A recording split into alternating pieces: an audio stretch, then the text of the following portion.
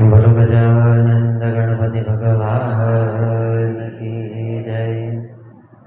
रामचंद्र भगवान की जय। नीलकंठेश्वर महादेव की जय। आद्य शक्ति मात की जय। हनुमान जी महाराज की जय। गजाननं भूतं गणाधिसेवितं कपितजम्बो फलचारुभक्षणम् उमासुतं शोक विनाशकारक नमामि विघ्नेश्वरपादपङ्कज नमामि विघ्नेश्वरपादपङ्कज।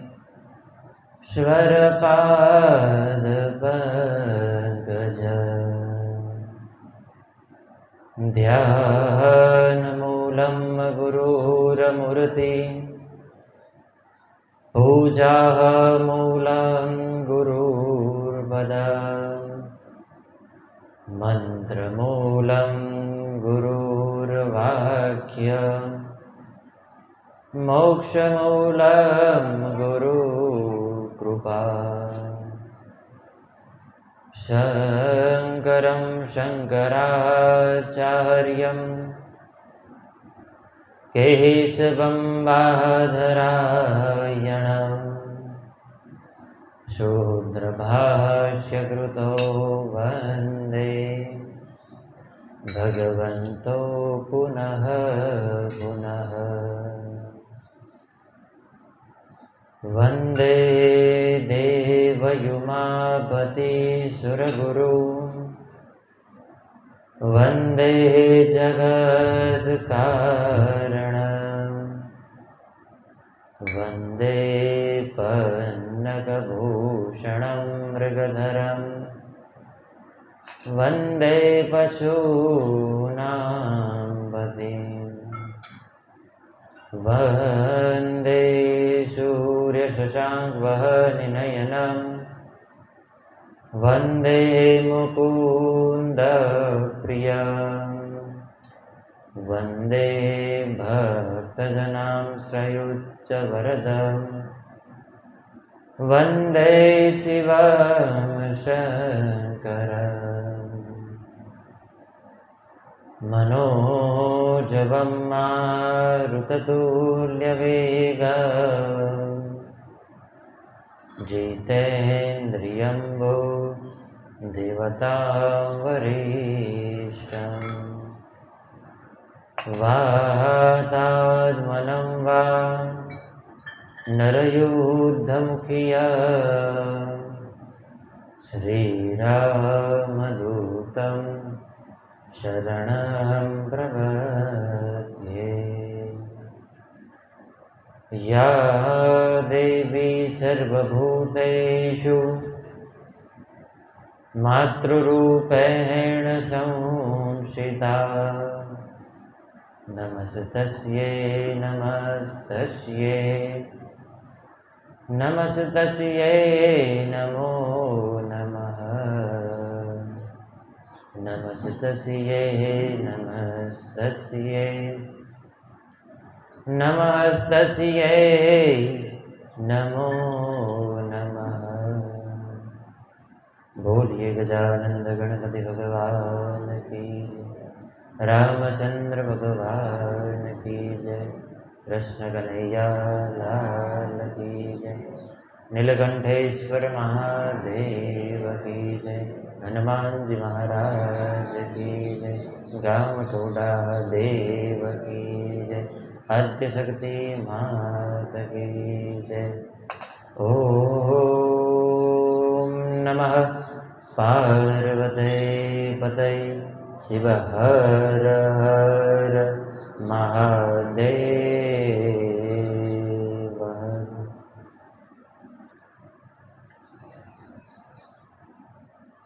સર્વ વધાર્યા છો. કથાનો આજે પંચમો દિવસ છે. ભગવાન મહાદેવના સાનિધ્યમાં આપણે બિરાજમાન થયા છીએ. ભગવાન નીલકંઠેશ્વર મહાદેવના ચરણમાં આપણે બિરાજમાન થયા છીએ. તો સર્વપ્રથમ ભગવાન મહાદેવના ચરણમાં વંદન કરી, ભગવાન નીલકંઠેશ્વર મહાદેવના ચરણમાં વંદન કરી, માતા પિતાના ચરણમાં વંદન કરી, સદગુરુ ભગવાનના ચરણમાં વંદન કરી, ભગવાન વેદવ્યાસજીના ચરણમાં અનંત કોટી વંદન કરી. આપ સર્વ વધાર્યા છો. સર્વના હૃદય કમળની અંદર બિરાજમાન શિવ તત્વના ચરણમાં વંદન કરી આપણે આ કથામાં પ્રવેશ કરીએ. ગઈકાલની કથામાં આપણે જોયું બ્રહ્મા અને વિષ્ણુ બંને પરસ્પર યુદ્ધ કરવા લાગ્યા હતા. બંનેને પોતપોતાનું પોતે મહાન છે, પોતે સર્વશ્રેષ્ઠ છે એવો અભિમાન થયું. અને એ અભિમાનને લઈ બંને દેવોને, બંને મહાદેવોને તીવ્ર ક્રોધ ચડ્યો છે. અને એ ક્રોધને લઈ બંને દેવો પરસ્પર યુદ્ધ કરવા લાગ્યા છે. અને યુદ્ધના અંતે આપ સર્વે કથામાં કાલે જાણ્યું કે ભગવાન મહાદેવ અગ્નિસ્તંભ સ્વરૂપે બંને દેવના મધ્યમાં પ્રગટ થયા અને બંને દેવોના યુદ્ધને વિરામ અપાવ્યો. બંનેના યુદ્ધને વિરામ અપાવી ભગવાન બ્રહ્માને શ્રાપ પણ આપ્યો અને આશીર્વાદ પણ આપ્યા. ભગવાન બ્રહ્માને શ્રાપ આપ્યો કે જગતમાં ક્યાંય તમારું પૂજન નહીં થાય, અને આશીર્વાદ એવા આપ્યા કે આપ વગરનો યજ્ઞ એ પૂર્ણ નહીં થાય. અને ભગવાન વિષ્ણુને પોતાના સમકક્ષ એ ભગવાન મહાદેવે સ્થાન આપી આ જગતની અંદર સર્વત્ર જગ્યાએ ભગવાન વિષ્ણુ પૂજાય એવું એમને વરદાન આપ્યું છે. એવા એમને સુંદર આશીર્વાદ આપ્યા છે. અને જ્યારે આ બંનેનું યુદ્ધ થતું હતું એમાં જે મુખ્ય પાત્ર સ્વરૂપ જે કેતકીનું પુષ્પ હતું એનો પણ ભગવાન મહાદેવે બહિષ્કાર કર્યો છે. ભગવાન મહાદેવે કહ્યું કે આજ પછી તારો ઉપયોગ મારી પૂજાની અંદર નહીં થાય, તારો સમાવેશ મારી પૂજાની અંદર નહીં થાય એવો એક કેતકીએ કેવડાના પુષ્પને શ્રાપ આપ્યો છે. ત્યારે જેમ ભગવાન બ્રહ્માએ ભગવાન મહાદેવની ઉપાસના કરી અને જેમ ભગવાન મહાદેવે બ્રહ્માજીને આશીર્વાદ આપ્યા એવી રીતે એ કેવડાના પુષ્પએ પણ ભગવાનની ઉપાસના કરી ભગવાનને કહેવા લાગ્યું કે આપની પૂજામાં જો મારો ઉપયોગ ન થાય તો મારો આ જન્મ લીધેલો અફળ છે. આગળની કથામાં પણ આપણે જોયું હતું કે જે વ્યક્તિ ભગવાન મહાદેવના શરણે ના જાય, ભગવાન મહાદેવનું નામ ના લે, એનો મનુષ્ય જન્મ છે એ અફળ જાય છે. કેતકીએ પણ કહ્યું કે પ્રભુ મારો આ જન્મ લીધેલો છે એ અફળ જશે. ત્યારે ભગવાન મહાદેવે કહ્યું કે મારા શબ્દ છે મિથ્યા ન થાય, માટે તું મારી પૂજામાં તો સમાવિત નહીં થા, પણ મારા જે અનુયાયીઓ છે, જે દેવો મારું પૂજન કરે છે એ સર્વ દેવોની પૂજામાં તારો સમાવિત અવશ્ય થશે. અને જ્યારે પણ ભગવાન મહાદેવનું પૂજન થાય અને મંડપ જ્યારે શણગારવામાં આવે ત્યારે ભગવાન મહાદેવે કહ્યું છે કે એ મંડપની શોભામાં વૃદ્ધિ કરવા માટે એ કેતકીનો પુષ્પનો ઉપયોગ થશે. આ સંપૂર્ણ વૃત્તાંત આપણે ગઈકાલની કથામાં શ્રવણ કર્યું. એનાથી પણ વિશેષ ભગવાન મહાદેવે પોતાના શ્રીમુખેથી શિવરાત્રિનું સંપૂર્ણ વર્ણન કર્યું છે. શિવરાત્રિનું પૂજન, શિવરાત્રિનું અર્ચન, શિવરાત્રિના દિવસે કરેલ ભગવાનના એક વખત દર્શન એ સંપૂર્ણ વર્ષ દરમિયાન કરેલ ભગવાન મહાદેવની પૂજા સ્વરૂપ તમને ફળ આપે છે. એવું ગઈકાલની કથામાં આપણે શ્રવણ કર્યું હતું.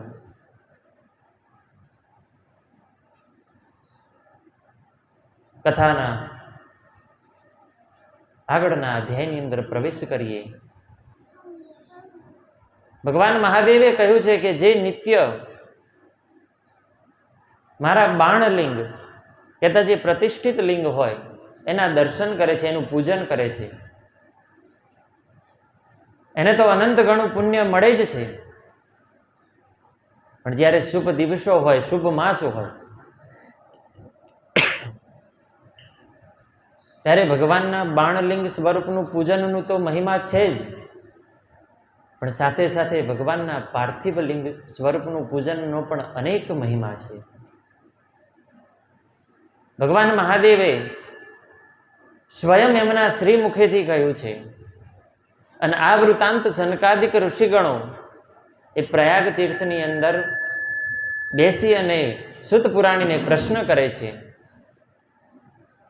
કે ભગવાનના બાણલિંગનું તો પૂજન કોઈ દિવસ શક્ય હોય પણ શકે, કોઈ પણ દિવસ શક્ય ન પણ હોઈ શકે. ભગવાનના લિંગનું પૂજન જેને નિત્ય કરવું હોય એના માટે કોઈ શ્રેષ્ઠ ઉપાય હોય તો આપ કૃપા કરી અમને કહો. સુત પુરાણીએ કહ્યું છે કે ભગવાનનું લિંગનું કોઈને પૂજન કરવું હોય તો એ પાર્થિવ લિંગ સ્વરૂપ ભગવાનનું જે પૂજન કરે તેણે ભગવાનના પ્રતિષ્ઠિત લિંગના પૂજન સ્વરૂપ એને ફળ મળે છે. દિવ્ય શ્રાવણ માસ હોય અથવા તો કોઈ વ્યક્તિ નિત્ય પણ ભગવાનનું પાર્થિવ સ્વરૂપ લિંગનું પૂજન કરી શકે છે. ભગવાને પાર્થિવ લિંગનું કહેતા પાર્થેશ્વર ભગવાનનું જે મહિમા છે, જે મહાત્મય છે, એ વર્ણવતા ભગવાન મહાદેવે સ્વયં કહ્યું છે અને સુત પુરાણીએ એનું કથન કહ્યું છે. પાર્થિવ લિંગનું પૂજન જે વ્યક્તિને કરવું હોય, સ્નાન આદિ પોતાનું નિત્ય કર્મ પૂર્ણ કરી નદી હોય, તળાવ હોય અથવા તો પવિત્ર કૂવો કે વાવ હોય એની પાસેથી મૃતિકા કહેતા માટી લાવવી. એ માટીને સ્વચ્છ કપડા વડે ચારી એની અંદર સુગંધિત દ્રવ્ય મિશ્ર કરી ગંગાજળ અથવા તો શુદ્ધ જળ વડે એનું પ્રોક્ષણ કરી એની અંદર દૂધ ઉમેરી અને સુંદર પિંડની રચના કરવામાં આવે છે. અને એ પિંડમાંથી ભગવાન મહાદેવના લિંગનું સર્જન કરવામાં આવે છે. ભગવાનના પાર્થિવ લિંગને બનાવવામાં આવે છે. જ્યારે પણ ભગવાનની માટી આવી રીતે તમે જળ વડે પ્રોક્ષણ કરો, સુગંધિત દ્રવ્ય વડે પ્રોક્ષણ કરો, ત્યારે મનની અંદર ભગવાનના નામનો જાપ કરવો. જ્યારે પણ તમે પાર્થિવ લિંગ બનાવો ત્યારે ભગવાનના નામનો મનની અંદર જાપ કરવો. અને આ જે પાર્થિવ પૂજા છે એ દરેક માટે યોગ્ય છે. સ્ત્રીઓ પણ કરી શકે, બહેનો પણ કરી શકે, પુરુષ પણ કરી શકે. ચારેય વર્ણ, બ્રાહ્મણ, ક્ષત્રિય, વૈશ્ય અને શૂદ્ર, ચારેય વર્ણ ભગવાનની આ પાર્થિવ સ્વરૂપ મૂર્તિનું પૂજન કરી શકે છે. અને આ પૂજન કરવાથી મેં કહ્યું ને કે પ્રતિષ્ઠિત લિંગ સ્વરૂપ જે પૂજન તમે કરો એટલા જ ફળની તમને પ્રાપ્તિ થાય છે. ભગવાનનું આ પાર્થિવ લિંગનું પૂજન કરવું કેવી રીતે? વિધિ અને વિધાન આધારિત ભગવાનના આ પાર્થિવ લિંગનું સર્જન કરી, એમની રચના કરી ભગવાનના 16 ઉપચાર છે, આવાહનથી લઈ અને વિસર્જન સુધી, એ 16 ઉપચારથી ભગવાન મહાદેવના આ પાર્થિવ લિંગ સ્વરૂપ, જે મહાલિંગ તમે સ્થાપિત કર્યું હોય, એ સ્થાપિત લિંગનું પૂજન કરવું. અને એ 16 ઉપચારથી પૂજન કર્યા પછી ભગવાનના એ પાર્થિવ લિંગનું વિસર્જન કરવું. ભગવાનના પાર્થિવ લિંગને જે પવિત્ર માસની અંદર જે નિત્ય પૂજન કરે છે અથવા તો માત્ર દર્શન કરે છે, એને જ્યોતિર્લિંગના દર્શન સ્વરૂપ ફળની પ્રાપ્તિ થાય છે. કારણ કે આ કળી કાળની અંદર, આ કળિયુગની અંદર ભગવાન મહાદેવનું જો કોઈ શ્રેષ્ઠ પૂજન હોય, શ્રેષ્ઠ ઉપાસના હોય, શ્રેષ્ઠ અર્ચન હોય, તો એ પાર્થિવ લિંગ સ્વરૂપ ભગવાન મહાદેવનું પૂજન છે. જે વ્યક્તિ નિત્ય ભગવાન મહાદેવના આ પાર્થિવ લિંગનું પૂજન કરે છે અથવા તો નિત્ય દર્શન કરે છે, એને અનંત ગણા પુણ્યની પ્રાપ્તિ થાય છે. એ આ જન્મની અંદર અનેક પ્રકારના ભોગ ભોગવી, અનેક પ્રકારના સુખ ભોગવી, અંતે એનો કૈલાસ લોકમાં વાસ થાય છે. પાર્થિવ લિંગનો ભગવાન મહાદેવે સુંદર મહિમા કહ્યો છે. ભગવાનનો મહિમા આગળ વધે એમાં સુંદર ત્રિવેણીનું વર્ણન છે.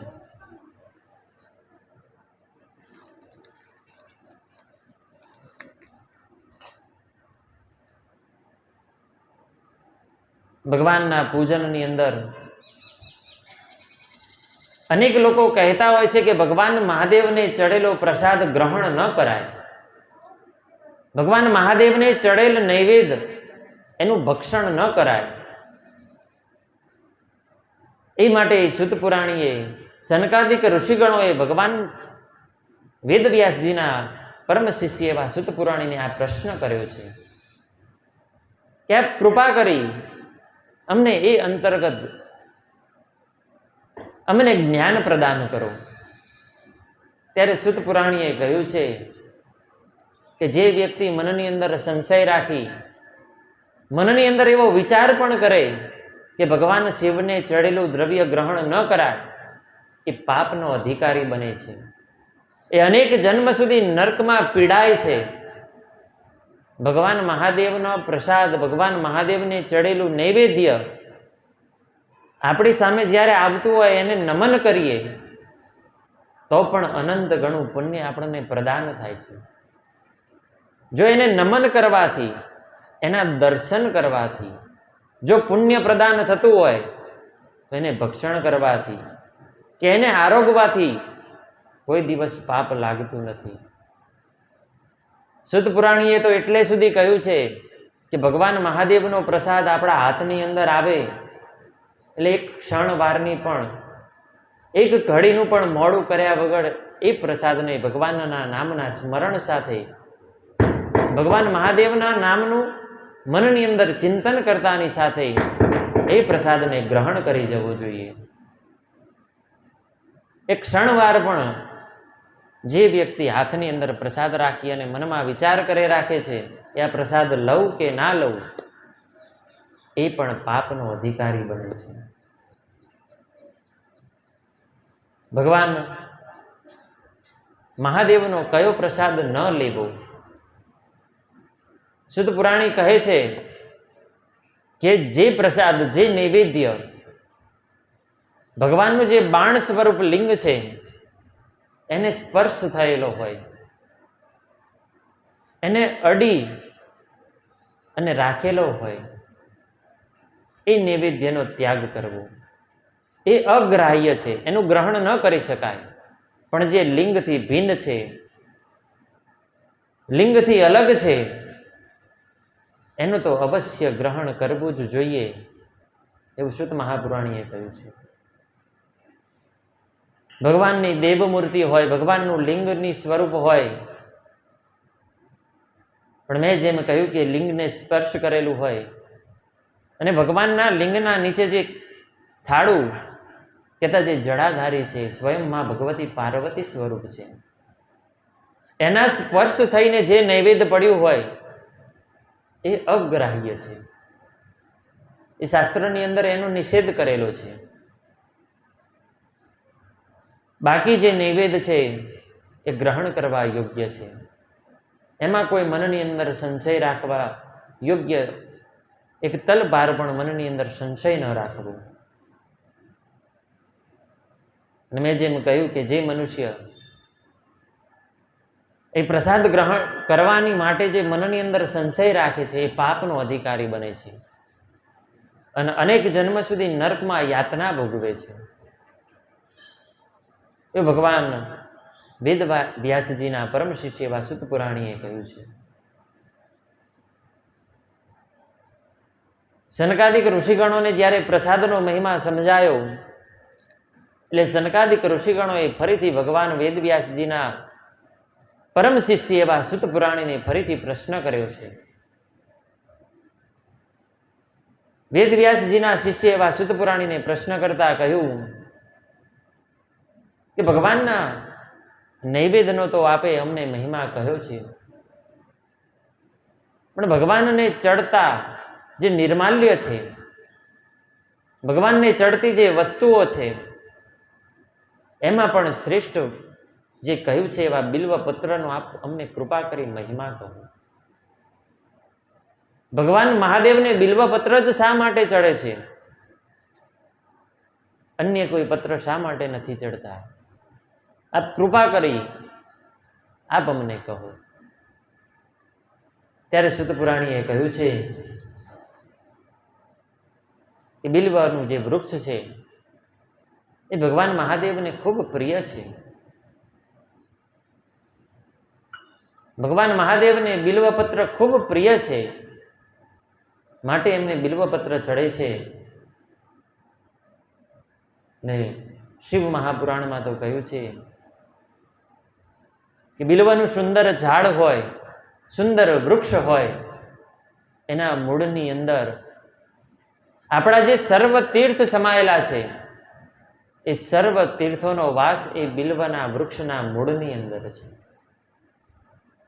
જે મનુષ્ય પવિત્ર માસની અંદર અથવા તો નિત્ય એ બિલ્વના વૃક્ષની મૂળની અંદર ભગવાનના લિંગની પ્રતિમાની સ્થાપના કરી એનો જળ વડે અભિષેક કરે છે, એને જળ વડે સ્નાન કરાવે છે, એ આ ભારત વર્ષની અંદર આવેલ તમામ પવિત્ર નદીની અંદર એને સ્નાન કર્યા બરાબર ફળની પ્રાપ્તિ થાય છે.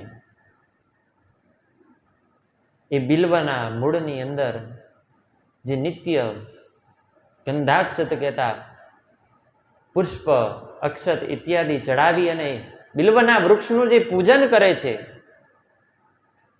એના અનંત જન્મના પાપ હોય એ બળી અને ભસ્મ થાય છે અને એ વ્યક્તિ ભગવાન મહાદેવને પ્રિય બને છે.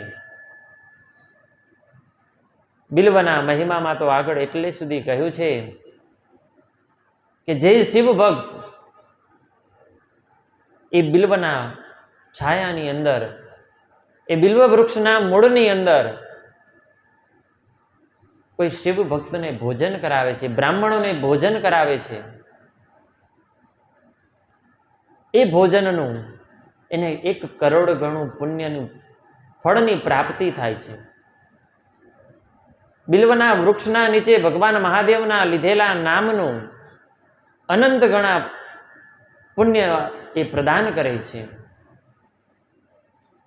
અને બિલ્વનું વૃક્ષ છે એ કળિયુગની અંદર સાક્ષાત કલ્પવૃક્ષ સમાન છે. બિલ્વના વૃક્ષની નીચે બેસી ભગવાનના નામનો પાઠ કરો, ભગવાનના નામનો જાપ કરો. કોઈ ભગવાનના નામના સ્તોત્ર હોય એનો પાઠ કરો તો 1 વખત પાઠ કરો તો તમને અનેક વખત પાઠ કર્યાના પુણ્ય બરાબર તમને ફળની પ્રાપ્તિ થાય છે. બિલ્વ વૃક્ષનું પૂજન કરીએ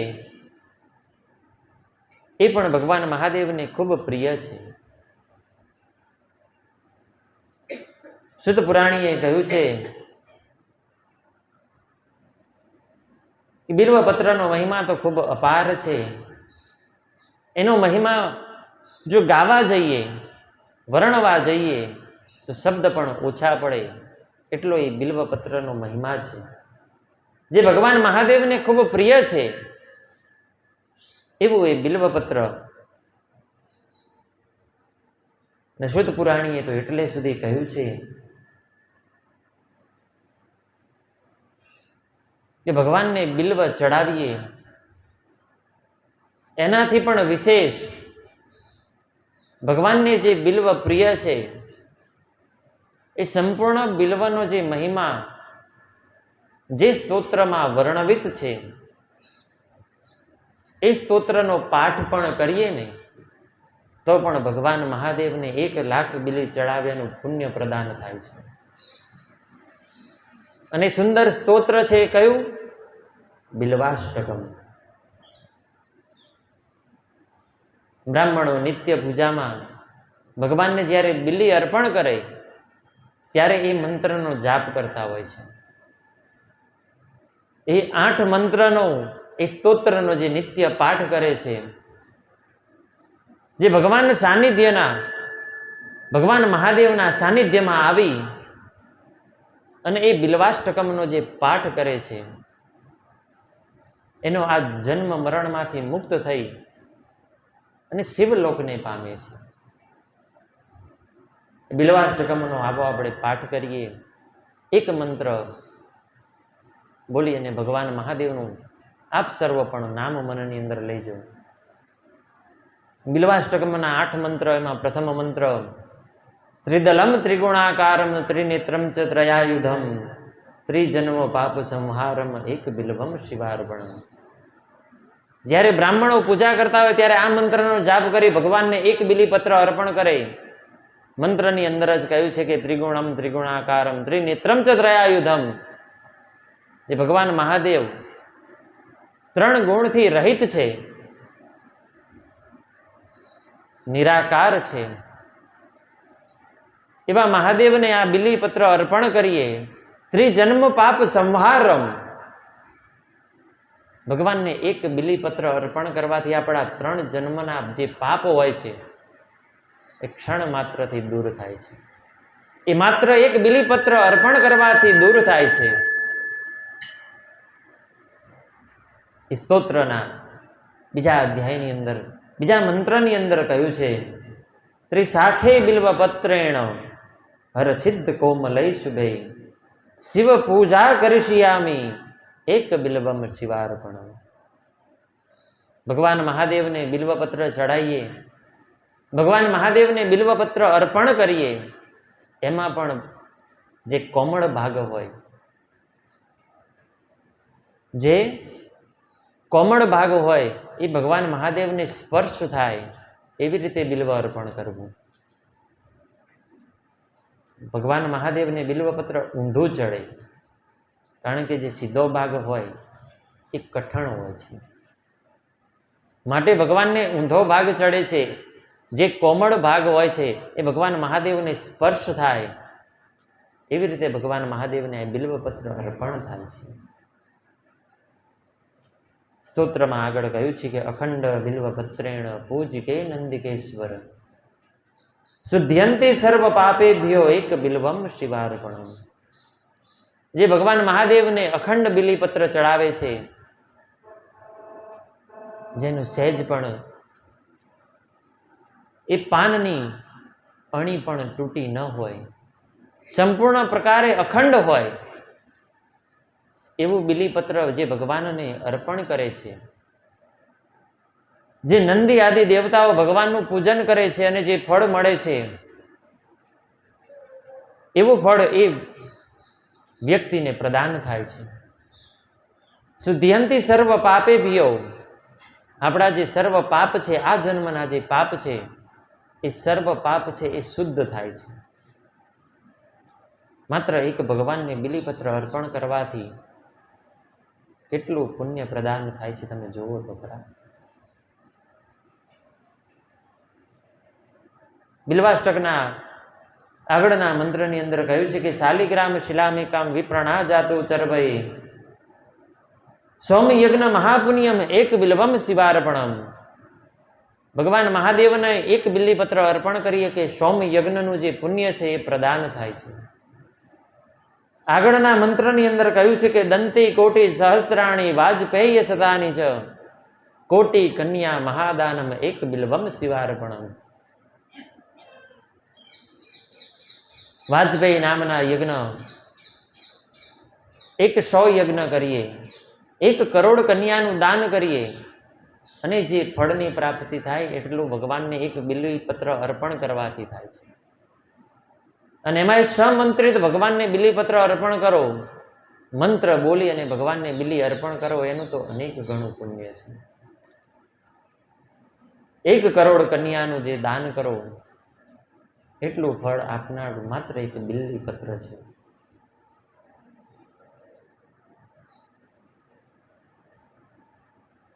બિલ્વાષ્ટકમના આગળના મંત્રની અંદર કહ્યું છે કે લક્ષ્મ્યા સ્તનત ઉત્પન્ન મહાદેવશ્ચ પ્રિય બિલ્વ વૃક્ષ પરીક્ષ્યામી એક બિલ્વમ શિવાર્પણ.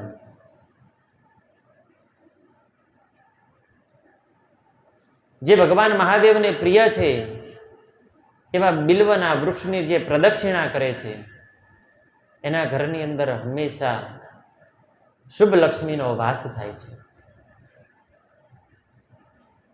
એ બિલ્વાષ્ટકમના આગળના મંત્રની અંદર કહ્યું છે કે દર્શનમ બિલ્વ વૃક્ષસ્ય સ્પર્શનમ પાપનાશનમ અઘોર પાપ સંહારમ એક બિલ્વમ શિવાર્પણ.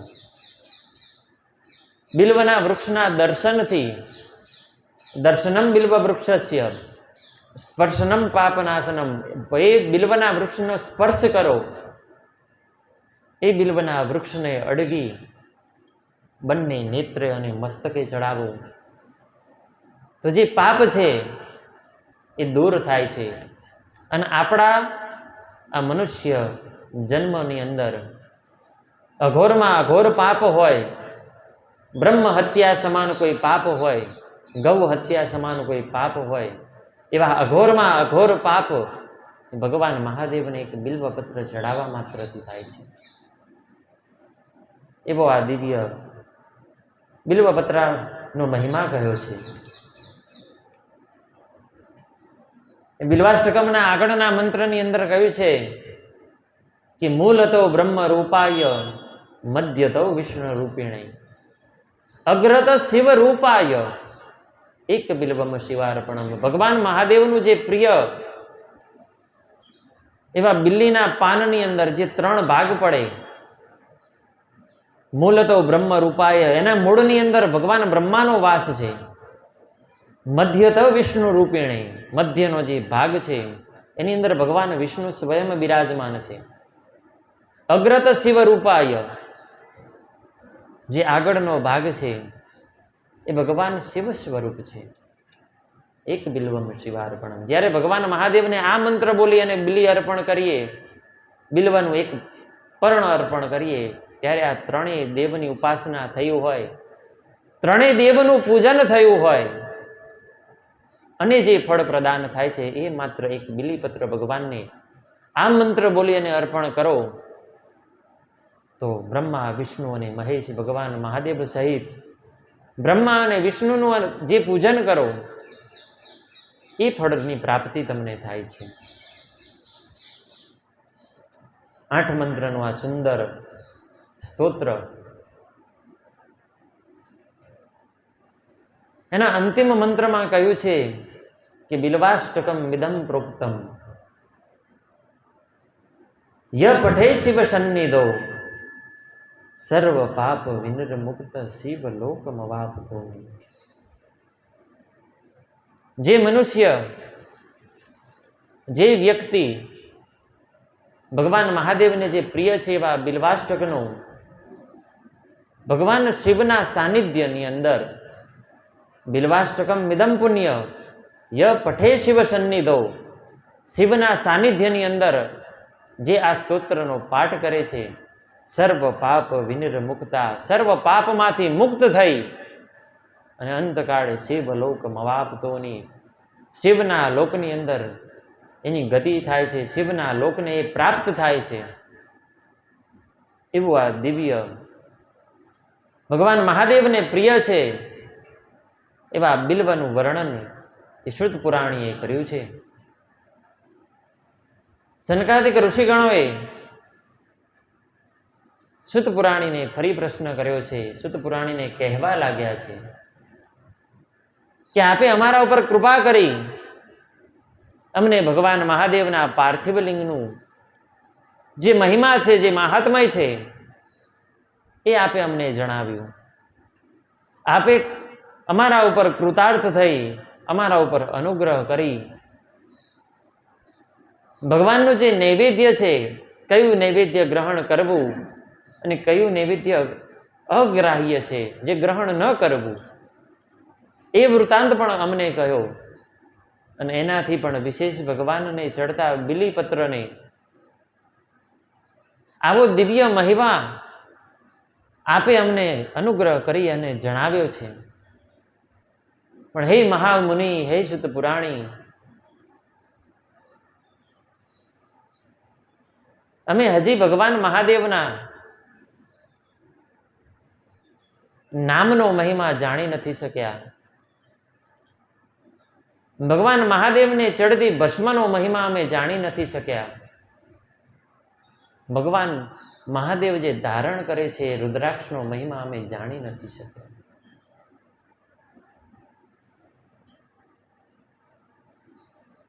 શુદ્ધ પુરાણીએ કહ્યું છે કે ભગવાન મહાદેવનું નામ, ભગવાનને ચડતી ભસ્મ ને ભગવાન જે ધારણ કરે છે રુદ્રાક્ષ, એ ત્રણ નદીનું જે ત્રિવેણી સંગમ હોય, એ ત્રિવેણી રૂપી ફળ આપનારું છે. જે મનુષ્ય નિત્ય ભગવાન મહાદેવને ચડે છે એવી દિવ્ય ભસ્મનું ત્રિપુંડ કરે છે, એ સાક્ષાત ભગવાન મહાદેવના ચરણની પૂજા કરતા હોય અને જે ફળ પ્રદાન થાય છે એટલું ફળ એમને પ્રદાન થાય છે.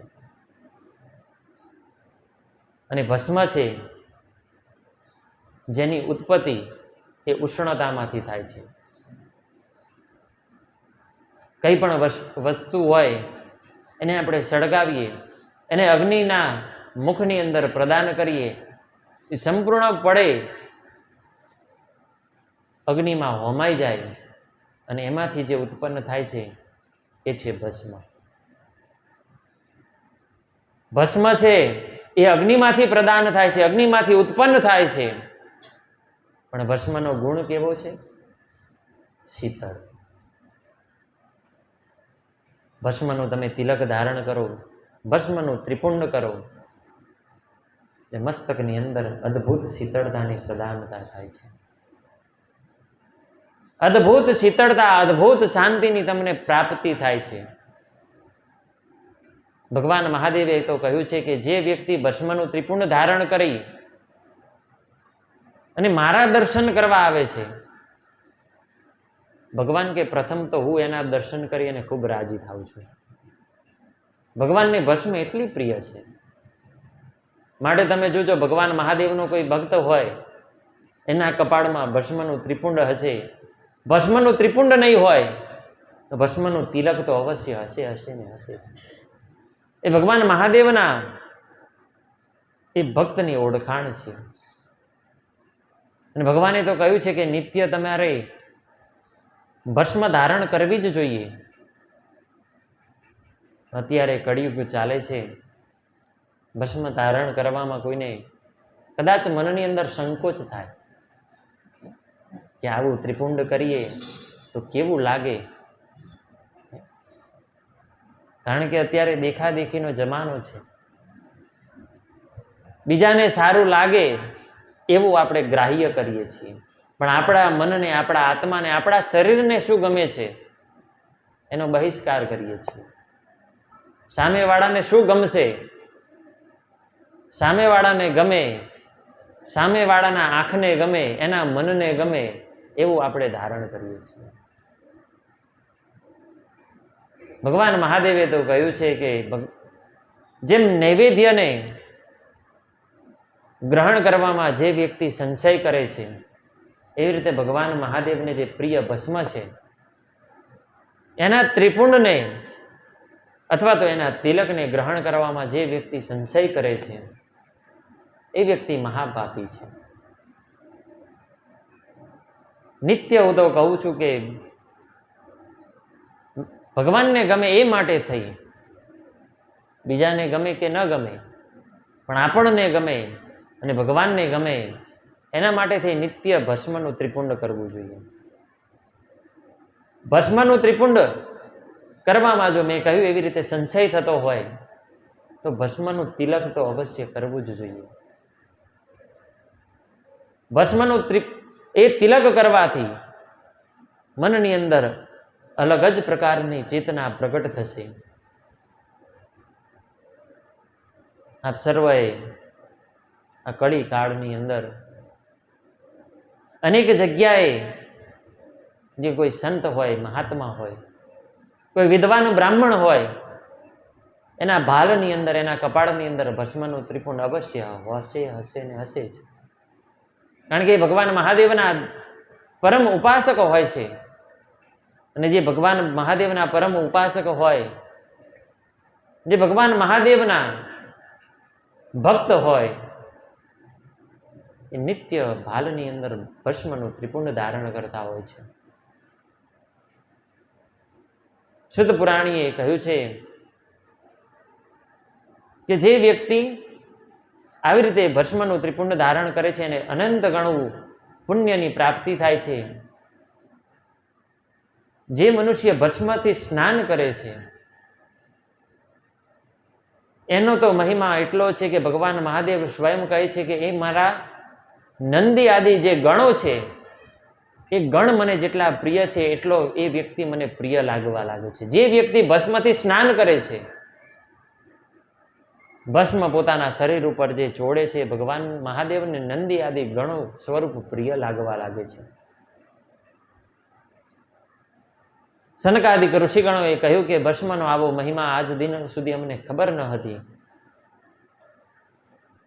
હવે ભસ્મનો મહિમા કયો, ભગવાન મહાદેવના નૈવેદ્યનો મહિમા કયો, ભગવાન જે ધારણ કરે છે એવા રુદ્રાક્ષનો મહિમા કહો.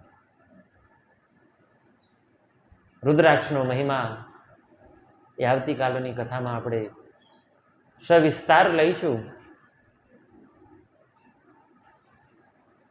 પણ શુદ્ધ પુરાણીએ રુદ્રાક્ષના મહિમામાં એટલે કહ્યું છે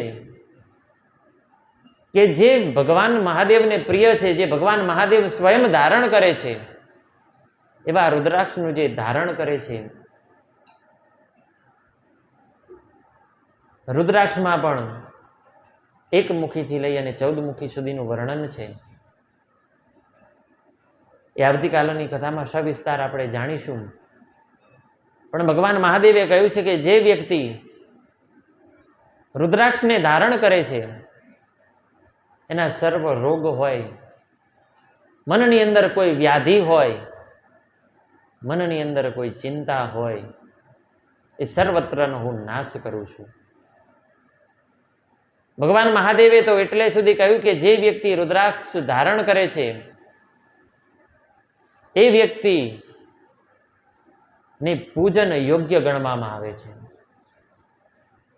અને શિવ મહાપુરાણની અંદર તો કહ્યું છે કે જે વ્યક્તિ 1100 રુદ્રાક્ષ ધારણ કરે છે એ 1100 રુદ્રાક્ષ ધારણ કરનાર વ્યક્તિને સાક્ષાત શિવ સમાન ગણવામાં આવે છે. પણ રુદ્રાક્ષ ધારણ કરવો હોય તો બજારમાંથી ખરીદી અને સીધો ધારણ કરી લેવાતો નથી. જેટલા રુદ્રાક્ષ ધારણ કરવા હોય એટલા મહાદેવના ગુણને પ્રથમ ગ્રહણ કરવા પડે છે. એક રુદ્રાક્ષ ધારણ કરવો હોય તો ભગવાન મહાદેવનું એક ગુણને સ્વીકાર કરી પોતાના જીવનની અંદર પરોવી એને સાર્થક કરી શકીએ, ત્યારે આપણને એક રુદ્રાક્ષ પહેરવાનો અધિકાર મળે છે. હવે માનો કે જે વ્યક્તિ આ વિધિથી, વિધિ વિધાન સાથે ભગવાન મહાદેવના 1100 ગુણ પોતાની અંદર સમાવિત કરી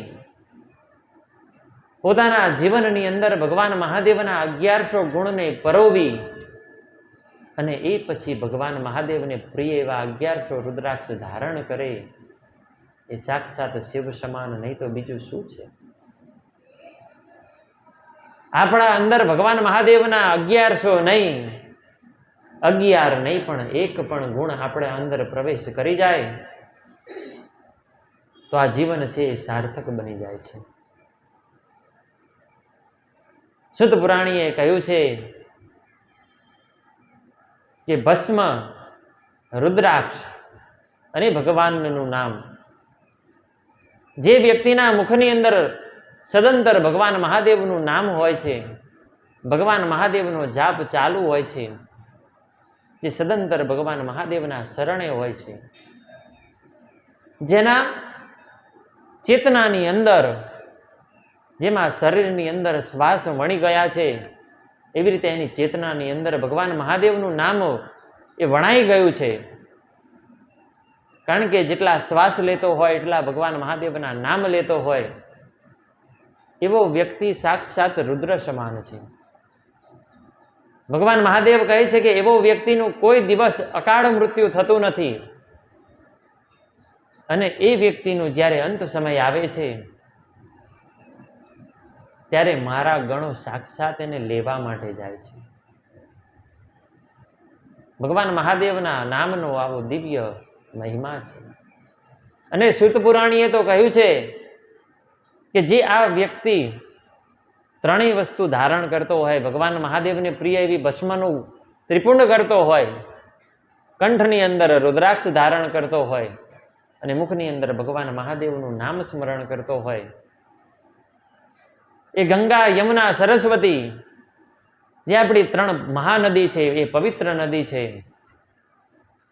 એમાં 1000 વખત સ્નાન કરવાથી જે પુણ્ય પ્રદાન થાય છે, એટલું પુણ્ય એ વ્યક્તિને પ્રદાન થાય છે.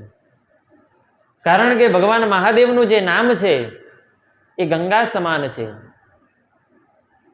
ભગવાનને ધારણ થતી ભસ્મ એ યમુના સમાન છે, અને ભગવાન જે રુદ્રાક્ષ ધારણ કરે છે એ સરસ્વતી સમાન છે.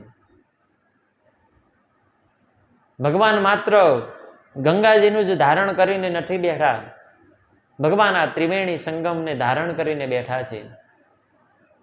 એટલે જ ભગવાન મહાદેવે કહ્યું છે, અને સૂત પુરાણીએ એ મહિમાને ગાતા કહ્યું છે કે જે વ્યક્તિ ભગવાન મહાદેવનું નામ લેતો હોય, ભગવાનને પ્રિય એવી ભસ્મ ધારણ કરતો હોય, અને ભગવાનને અતિ પ્રિય છે, જે ભગવાનના આંખમાંથી નીકળેલ એક આંસુમાંથી ઉત્પન્ન થયા એવા રુદ્રાક્ષને જે ધારણ કરતો હોય, એ વ્યક્તિ સદાય ભગવાન મહાદેવને પ્રિય રહે છે. એમાં મનની અંદર કોઈ સંશય નથી, આ વાતની ઉપર કોઈ સંદેહ નથી, એવું સૂત મહાપુરાણીએ કહ્યું છે. ભગવાનને પ્રિય એવી ભસ્મ, રુદ્રાક્ષ અને નામનો મહિમા જાણી, આ ત્રિવેણીનો મહિમા જાણી અને સનકાદિક ઋષિગણો એ ખૂબ આનંદમાં આવ્યા છે અને ભગવાનનું નામ લેવા લાગ્યા છે. સૂત પુરાણી પાસેથી દીક્ષા ગ્રહણ કરી અને ભસ્મનું ત્રિપુંડ કરી, કંઠની અંદર રુદ્રાક્ષ ધારણ કરી, અને સનકાદિક ઋષિગણોએ ભગવાન મહાદેવના નામનો જાપ કરવા લાગ્યા છે. અને ભગવાન મહાદેવના દિવ્ય નામનો મહિમા ગાવા લાગ્યા છે.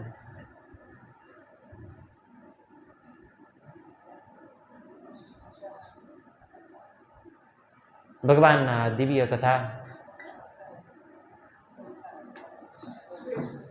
જેમાં ભગવાનના નામનો, ભગવાનના ધારણ કરેલ રુદ્રાક્ષનો અને ભગવાને સ્વયં જે ભાલમાં ધારણ કરી છે એવી ભસ્મનો અપાર મહિમા કયો છે.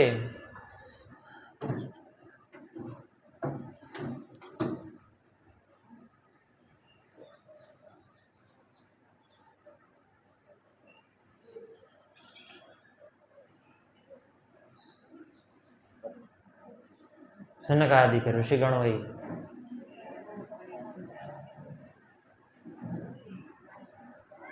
શુદ્ધ પુરાણીને પ્રશ્ન કર્યો. શુદ્ધ પુરાણીને પ્રશ્ન કરતા આદર સાથે એમને પૂછવા લાગ્યા છે કે જે વ્યક્તિ આ નિત્ય જે 3 મહાદ્રવ્ય છે, ભસ્મ, ભગવાનનું નામ અને રુદ્રાક્ષ, એનું ધારણ કરી ને ભગવાન મહાદેવનું પૂજન કરે, એને શું ફળની પ્રાપ્તિ થાય? શુદ્ધ પુરાણી કહેવા લાગ્યા કે જેના મુખની અંદર ભગવાન મહાદેવનું નામ હોય, જેના કંઠમાં ભગવાન મહાદેવને પ્રિય એવા રુદ્રાક્ષ ધારણ કર્યા હોય, ભાલમાં ભસ્મનું ત્રિપુંડ અથવા તો ભસ્મનું તિલક કર્યું હોય, અને એ પછી જે ભગવાન મહાદેવનું પૂજન કરે છે, એને ભગવાન મહાદેવનું 1 વખત પૂજન કરવાથી, સહસ્ત્ર કહેતા 1000 વખત પૂજન કરવાથી જે ફળની પ્રાપ્તિ થાય છે, એટલા ફળની એને પ્રાપ્તિ થાય છે, એવું શ્રુત પુરાણીએ કહ્યું છે. સનકાદિક ઋષિગણોએ આદર સાથે પૂછવા લાગ્યા કે ભગવાનને પ્રિય એવા રુદ્રાક્ષની ઉત્પત્તિ કઈ રીતે થઈ? ભગવાને જે ધારણ કર્યા છે એ રુદ્રાક્ષ સર્વપ્રથમ ઉત્પન્ન કઈ જગ્યાએ થયા? સનકાદિક ઋષિગણોને આ વૃત્તાંત કહેતા શુદ્ધ પુરાણી કહે છે, એક સમયે ભગવાન મહાદેવ હજારો વર્ષના ધ્યાનમાં બેઠા છે, અનેક યુગ વીત્યા છે, પણ ભગવાન મહાદેવની સમાધિ ખુલી નથી. ને જ્યારે ભગવાન મહાદેવની સમાધિ ખુલી ત્યારે એમના દ્વારા સર્જન થયેલા આ દિવ્ય લોકનું ભગવાન મહાદેવે એ દર્શન કર્યું. ભગવાન મહાદેવ આ દિવ્ય લોકના, આ દિવ્ય સૃષ્ટિનું દર્શન કરવા લાગ્યા. અને ભગવાન મહાદેવે જ્યારે આ દિવ્ય સૃષ્ટિનું દર્શન કરી ફરીથી જ્યારે આંખો બંધ કરી ત્યારે એમના મનની અંદર માતૃત્વ જાગ્યું છે. અને એ માતૃત્વને લઈ ને ભગવાન મહાદેવની આંખો ભીની થઈ. ભગવાન મહાદેવના આંખમાંથી અશ્રુ કહેતા આંસુ એ સરી પડ્યા છે. અને એ આંસુ જ્યારે આ ધરા પર પડ્યા, આ પૃથ્વી પર જ્યારે પડ્યા, ત્યારે આ પૃથ્વીએ એ આંસુને જેમ પૃથ્વી ગર્ભ સમાન હોય અને એ આંસુ ભગવાનનું અમુક તેજ સમાન હોય, એવી રીતે એ પૃથ્વીએ ધારણ કરી અને સુંદર વૃક્ષની ઉત્પત્તિ થઈ છે. અને એ વૃક્ષ બીજું કોઈ નહીં પણ એ રુદ્રાક્ષનું વૃક્ષ છે, જેના ફળરૂપી રુદ્રાક્ષ ધારણ થાય છે. અને એ રુદ્રાક્ષ જે વ્યક્તિ ધારણ કરે છે એમાં પણ એ રુદ્રાક્ષને ભગવાન મહાદેવના સાનિધ્યમાં લઈ જઈ ભગવાન મહાદેવને સ્પર્શ કરાવી એનું વિધિપૂર્વક વિધાન કરી, પૂજન કરી,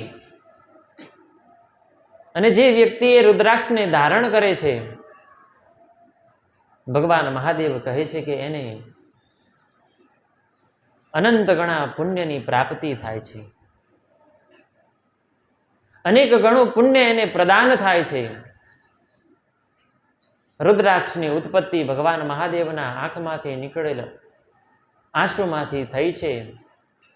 માટે ભગવાન કહે છે કે જે વ્યક્તિ એ રુદ્રાક્ષને ધારણ કરે છે એની અંદર હંમેશા મારો એક ગુણ વાસ કરે જ છે.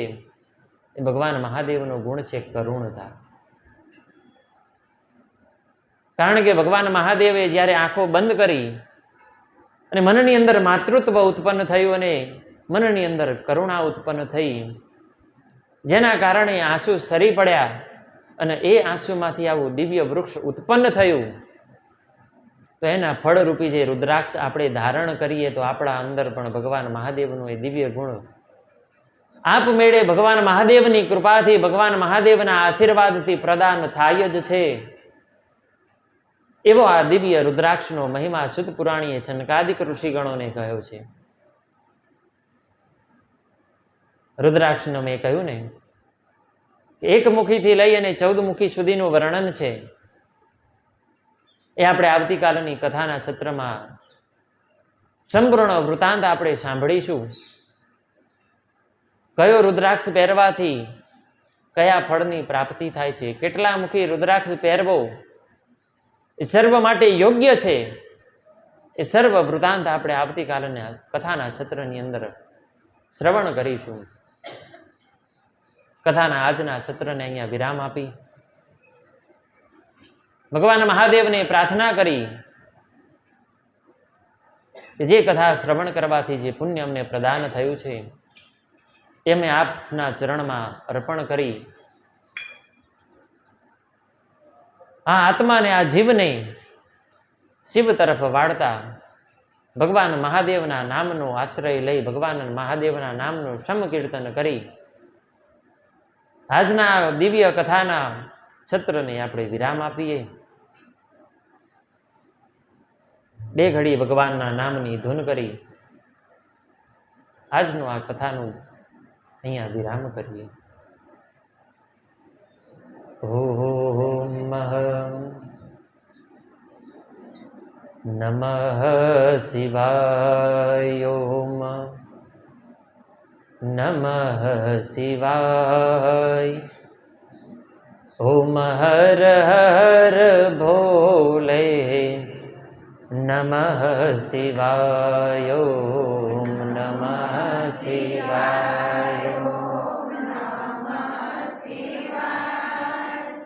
હર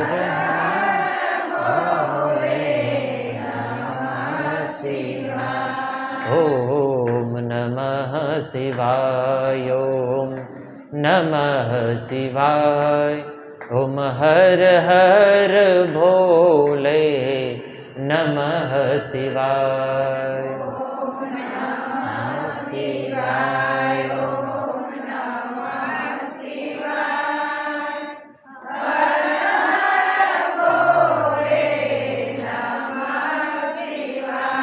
ઓમ નમઃ શિવાય. નમઃ શિવાય.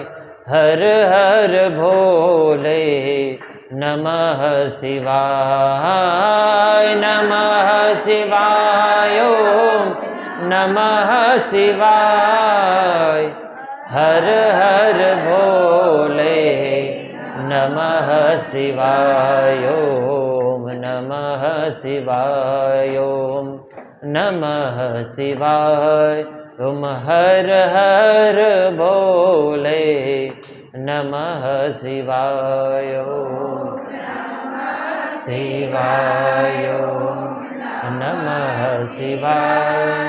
ઓમ હર હર ભોલે નમઃ શિવાય. ઓમ નમઃ શિવાય. ઓમ નમઃ શિવાય. ઓમ હર હર ભોલે નમઃ શિવાય. શિવાય. હર હર ભોલે ઓમ નમઃ શિવાય. નમઃ શિવાય. હર હર ભોલે નમઃ શિવાય. નમઃ શિવાય. નમઃ શિવાય.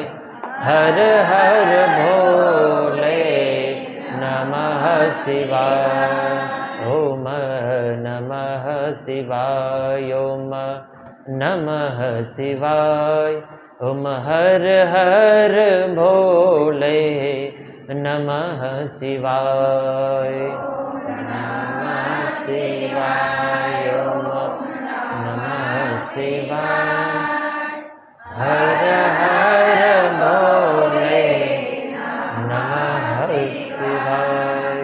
बोलिए गजानंद गणपति भगवान की जय, रामचंद्र भगवान की जय, कृष्ण कन्हैया लाल की जय, आद्य शक्ति अम्बे मात की जय, नीलकंठेश्वर महादेव रामटोड़ा देव की जय, सद्गुरु भगवान की जय, द्वादश ज्योतिर्लिंग भगवान की जय, महाकालेश्वर भगवान की जय। ओम नमः पार्वते पतये शिव हर हर महादेव।